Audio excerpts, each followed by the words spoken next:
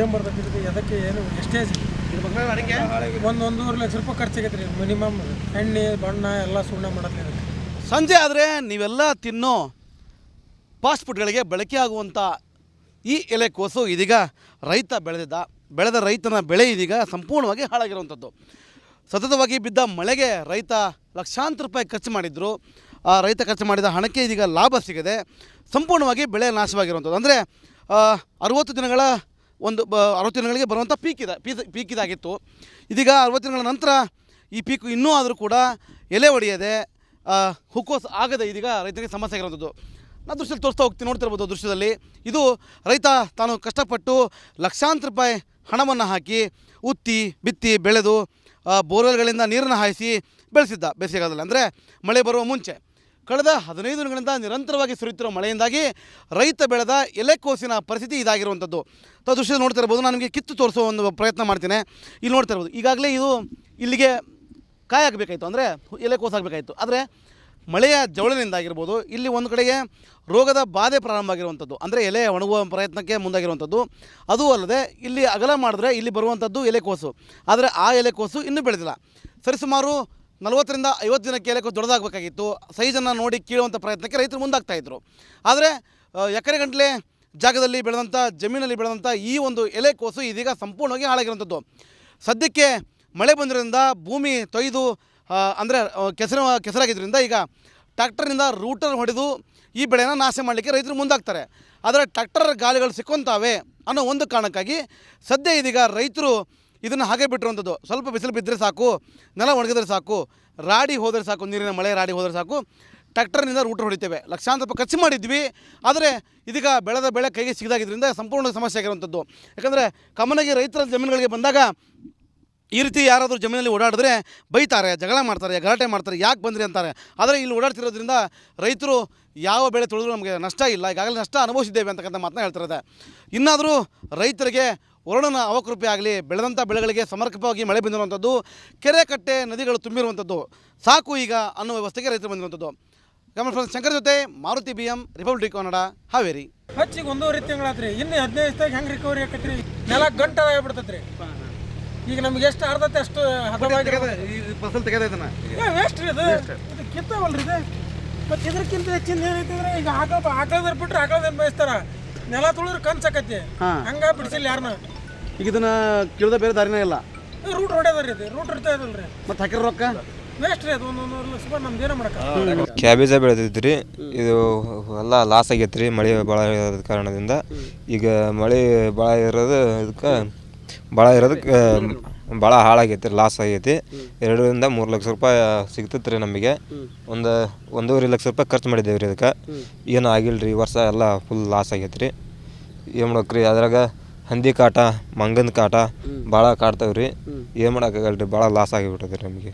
ಒಂದು ವೇಳೆ ಬೆಳೆ ಬಂದ್ರೆ ಎಷ್ಟು ಲಾಭ ಆಕೈತಿ? ಲಾಭ ಬಂದಿದೆ 3 ಲಕ್ಷ ಸಿಗ್ತೈತೆ ರೀ. ಖರ್ಚು 1 ಲಕ್ಷ ಖರ್ಚು ಮಾಡಿದರೆ 2-3-4 ಲಕ್ಷ ಸಿಗ್ತದೆ. ಅಂದರೆ ಇದು ಆಗೈತೆ ರೀ, ಇದಕ್ಕೆ 1 ಲಕ್ಷ ರೂಪಾಯಿ ಖರ್ಚಾಗೈತೆ ರೀ. ಆಳಿಗೆ ಸಸಿ ಬೀಜ ಎಲ್ಲ ಸೇರಿ 1 ಲಕ್ಷ ರೂಪಾಯಿ ಖರ್ಚಾಗೈತೆ ರೀ. ಭಾಳ ಲಾಸ್ ಆಗಿಬಿಟ್ಟೈತೆ ರೀ. ಏನು ಮಾಡೋದು, ಇದು ಗೊಂಜಾಳ ತೆಗೆದು ಹಾಕಿದೇವೆ ರೀ. ಈಗ ಏನಲ್ರಿ ರೂಟ್ ಹೊಡೆದೈತೆ ರೀ. ಮತ್ತು ಬ್ಯಾಸಿಗೆ ಪೀಕ್ ಮಾಡೋದು ರೀ. ಅಲ್ಲಿ ತನಕ ಪೂರ್ತಿ ಐತೆ ರೀ, ಏನು ಮಾಡೋಕ್ಕಾಗಲ್ಲ ರೀ. ಈಗ ನಮ್ಮ ರೈತರ ಜೀವನ ಎಷ್ಟು ಬಂದುಬಿಡೈತೆ ರೀ. ಹಂಗಾಗಿ ಖರ್ಚು ಆಕೈತೆ ರೀ. ರೂಟ್ರಿ 50,000 ಅದು ಖರ್ಚು ಆಕೈತೆ ರೀ. ಏನು ಮಾಡೋಕ್ಕಾಗಲ್ಲ ರೀ. ಮತ್ತು ಲಾಸ್ ಆಗೈತಿ. ನಾವು ಏನಾರ ಇದು ಮಾಡ್ಬೇಕಾಗ್ರಿ, ಇದಕ್ಕೆ ದುಡ್ಕೋಬೇಕು ರೀ. ನಾವು ಎಲೆಕೋಸು ಅಂತ ಬೆಳೆದಿದ್ರಿ, ಕ್ಯಾಬೇಜ್ ಅನ್ನೋದು. ಇದು ಹಚ್ಚಿ 1.5-2 ತಿಂಗಳು ಆಯ್ತು. ಮಳೆ ಅವಾಂತರದಿಂದ ಒಂದು ಸ್ವಲ್ಪ ಜೋಗತ್ತಿ ಪೀಕ್ ಹಾಳಾಗ್ತಾಯಿದೆ. ಇದೊಂದು ಸ್ವಲ್ಪ ಮಳೆ ಕ್ರಮೇಣ ಆಗಿದ್ದರೆ ನಮಗೆ ಎಡೆಕುಂಟಿ ಗೊಬ್ಬರ ಗೂಡು ಹಾಕಿ ಸ್ವಲ್ಪ ಏನಾರ ಆಗಲಿ ಇನ್ಕಮ್ ತೆಗಿಬೋದಿತ್ತು. ಇದು ಮಳೆ ಹೆಚ್ಚಾದ ಪ್ರಮಾಣದಿಂದ ಇದನ್ನ ಕೆಡಿಸ್ಲಿಕ್ಕೆ ಮುಂದಾಗಿದ್ದೇವೆ. ಮಳೆ ಬರೋಕ್ಕಿಂತ ಮುಂಚೆ ಇಲ್ಲಿ ಗೋಂಜಾಳ ಐತ್ರಿ. ಗೋಂಜಾಳ ತೆಗೆದು ನೆಕ್ಸ್ಟ್ ಕ್ಯಾಬೇಜಿಗೆ ಕರಣಿ ಮಾಡ್ಕೊಂಡ್ರಿ. ಬೇಸಿಗೆ ಗೋಂಜಾಳ ಇತ್ತು, ಒಳ್ಳೆ ತೆಗೆದು ಜನವರಿ-ಮಾರ್ಚ್ ತಿಂಗಳಲ್ಲಿ ಇದನ್ನ ಹಾಕಿದ್ವಿ. ಖರ್ಚು ಮಾಡಿದ್ರಿ? ಒಂದು 2.5 ಲಕ್ಷ ರೂಪಾಯಿ ಆಕತ್ರಿ. ಸ್ಪ್ರಿಂಕ್ಲರ್ ಪೈಪು, ಹೋಳು ಬರೀ ಹಚ್ಚಾಕ 18-20 ಸಾವಿರ ರೂಪಾಯಿ ಗುತ್ತಿಗೆ ಹಚ್ಚಾಕ. ಆಮ್ಯಾಕ ಔಷಧಿ 4,000-5,000 ರೂಪಾಯಿ 1 ಲೀಟ್ರ್ ರೀ. ಎಂಥ ಔಷಧಿ ಅಂದ್ರೆ ಸ್ಟ್ಯಾಂಡರ್ಡ್ ತಂದ ಹೊಡಿಬೇಕು. ಈಗುಲ್ಲ ಅಂದ್ರೆ ಹುಳದ ಕಾಟದಿಂದ ಏನೂ ಉಳಿಯಲ್ಲ, ಎಲ್ಲ ಹಾಳಾಗಿ ಹೋಗತಿ. ಹಂಗಾಗಿ ಎಲ್ಲ ಖರ್ಚು ಮೈ ಮೇಲೆ ಐತ್ರಿ. ಬೆಳೆ ಚೆನ್ನಾಗಿ ಹೋದ್ರೆ ಒಂದು 4-5 ಲಕ್ಷ ರೂಪಾಯಿ ಬರ್ತೈತೆ ರೀ. ಒಂದು 3 ಲಕ್ಷ ರೂಪಾಯಿ 2 ಲಕ್ಷ ರೂಪಾಯಿ ಖರ್ಚು ಹೋದ್ರೆ ಒಂದು 2 ಲಕ್ಷ ರೂಪಾಯಿ ಅಂತ ಉಳಿತೈತೆ ರೀ.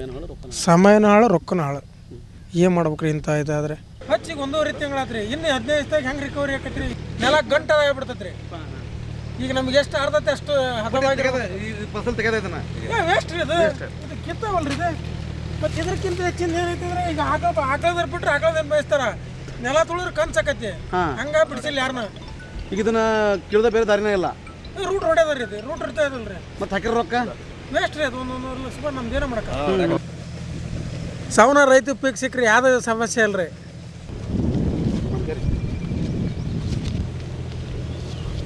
ಒಂದು ಗಡ್ಡಿನ ಇಲ್ಲ ಇಲ್ಲೂ ಮಾಡ್ಬೇಕಾಗಿತ್ತು ಏನೆಲ್ಲ ಲಾಸ್ ಆಗಿ ಈಗ ಎದಕ್ಕೆ ಹೋಯ್ತಾರೆ ಇದನ್ನ ತಿನ್ನೋದ್ರಿ ಸಂಜೆ ಆದರೆ ನೀವೆಲ್ಲ ತಿನ್ನೋ ಫಾಸ್ಟ್ ಫುಡ್ಗಳಿಗೆ ಬಳಕೆ ಆಗುವಂಥ ಈ ಎಲೆಕೋಸು ಇದೀಗ ರೈತ ಬೆಳೆದ ರೈತನ ಬೆಳೆ ಇದೀಗ ಸಂಪೂರ್ಣವಾಗಿ ಹಾಳಾಗಿರುವಂಥದ್ದು. ಸತತವಾಗಿ ಬಿದ್ದ ಮಳೆಗೆ ರೈತ ಲಕ್ಷಾಂತರ ರೂಪಾಯಿ ಖರ್ಚು ಮಾಡಿದ್ರು.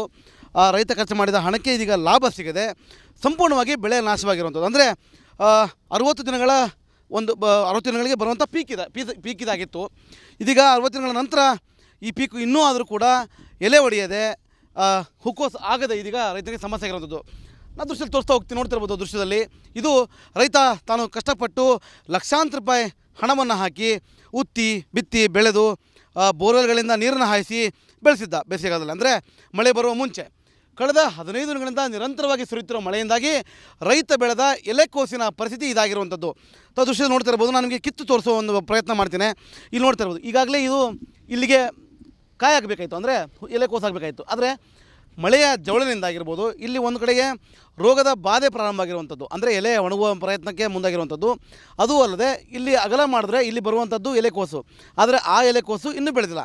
ಸರಿಸುಮಾರು 40 ರಿಂದ 50 ದಿನಕ್ಕೆ ಎಲೆಕೋಸು ದೊಡ್ಡದಾಗಬೇಕಾಗಿತ್ತು. ಸೈಜನ್ನು ನೋಡಿ ಕೀಳುವಂಥ ಪ್ರಯತ್ನಕ್ಕೆ ರೈತರು ಮುಂದಾಗ್ತಾಯಿದ್ರು.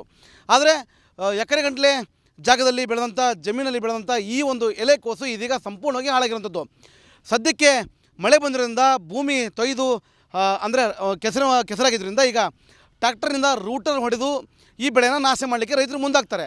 ಆದರೆ ಟ್ರ್ಯಾಕ್ಟರ್ ಗಾಲಿಗಳು ಸಿಕ್ಕುವಂತಾವೆ ಅನ್ನೋ ಒಂದು ಕಾರಣಕ್ಕಾಗಿ ಸದ್ಯ ಇದೀಗ ರೈತರು ಇದನ್ನು ಹಾಗೆ ಬಿಟ್ಟಿರುವಂಥದ್ದು. ಸ್ವಲ್ಪ ಬಿಸಿಲು ಬಿದ್ದರೆ ಸಾಕು, ನೆಲ ಒಣಗಿದ್ರೆ ಸಾಕು, ರಾಡಿ ಹೋದರೆ ಸಾಕು, ನೀರಿನ ಮಳೆ ರಾಡಿ ಹೋದರೆ ಸಾಕು, ಟ್ರ್ಯಾಕ್ಟರ್ನಿಂದ ರೂಟರ್ ಹೊಡಿತೇವೆ, ಲಕ್ಷಾಂತರ ರೂಪಾಯಿ ಖರ್ಚು ಮಾಡಿದ್ವಿ.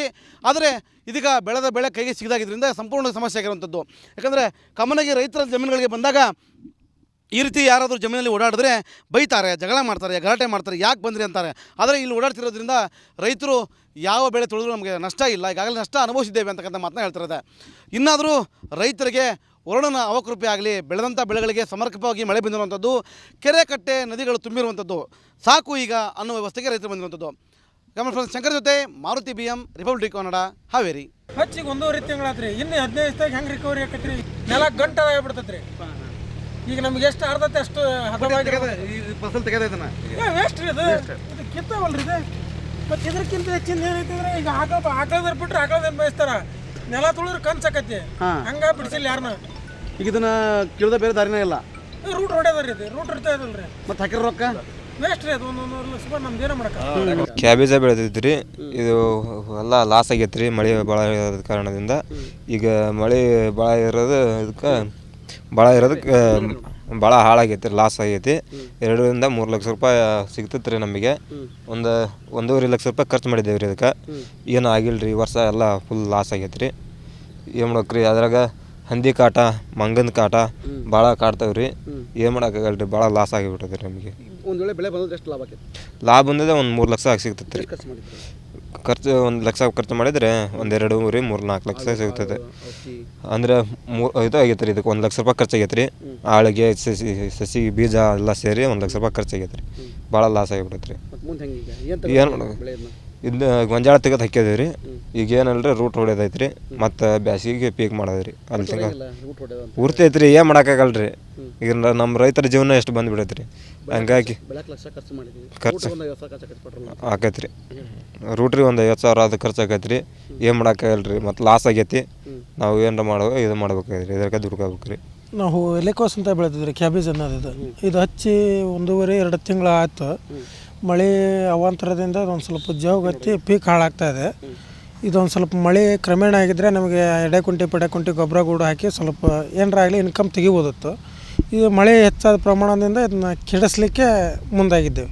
ಮಳೆ ಬರೋಕ್ಕಿಂತ ಮುಂಚೆ ಹಾಕಿದ್ದೆ ಅದು ಮಳೆ ಬರೋಕ್ಕಿಂತ ಮುಂಚೆ ಹಾಕಿದ್ದು. ಏನೇನು ಹಾಕಿದ್ರು ಅವಾಗ ಇಲ್ಲಿ ಇಲ್ಲಿ ಗೋಂಜಾಳ ಐತ್ರಿ, ಗೋಂಜಾಳ ತೆಗೆದು ನೆಕ್ಸ್ಟ್ ಕ್ಯಾಬೇಜಿಗೆ ಕಣ್ಣಿ ಮಾಡ್ಕೊಂಡ್ರಿ. ಬೇಸಿಗೆ ಗೋಂಜಾಳ ಇತ್ತು, ಒಳ್ಳೆ ತೆಗೆದು ಜನವರಿ ಮಾರ್ಚ್ ತಿಂಗಳಲ್ಲಿ ಇದನ್ನ ಹಾಕಿದ್ವಿ. ಎಷ್ಟು ಖರ್ಚು ಮಾಡಿದ್ರಿ? ಒಂದು 2.5 ಲಕ್ಷ ರೂಪಾಯಿ ಹಾಕತ್ರಿ.